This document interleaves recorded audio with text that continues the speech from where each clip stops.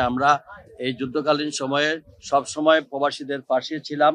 আমরা প্রবাসীদের পাশে আছি এবং ভবিষ্যতে ইনশাআল্লাহ সবসময় আমরা তাদের পাশেই থাকব।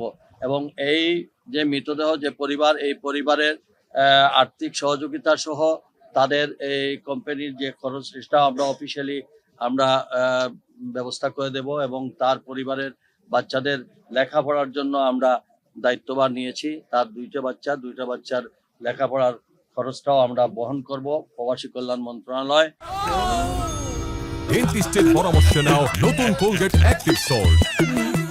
এবং সেই সাথে আমাদের মাননীয় মন্ত্রী তার নির্বাচনী এলাকার তার পারিবারিক মানে সমস্ত ইনফরমেশন পেয়ে আমাদের পক্ষ থেকে সরকার, আমাদের মাননীয় প্রধানমন্ত্রীর তরফ থেকে যেটুকু করার আমরা প্রয়োজনীয় আলোচনা করে আমরা সেটা করব।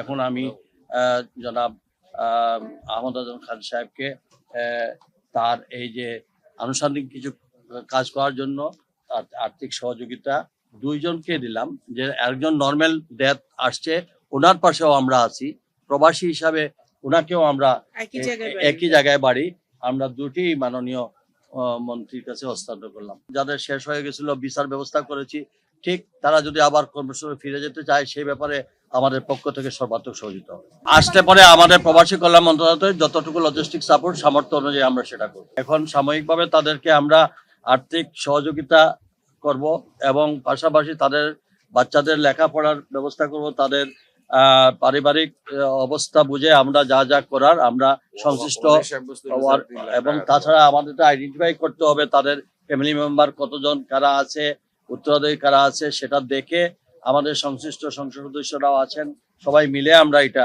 সমাধান করব, দায়িত্ব নেব। আর্থিক বরাদ্দ দিচ্ছি।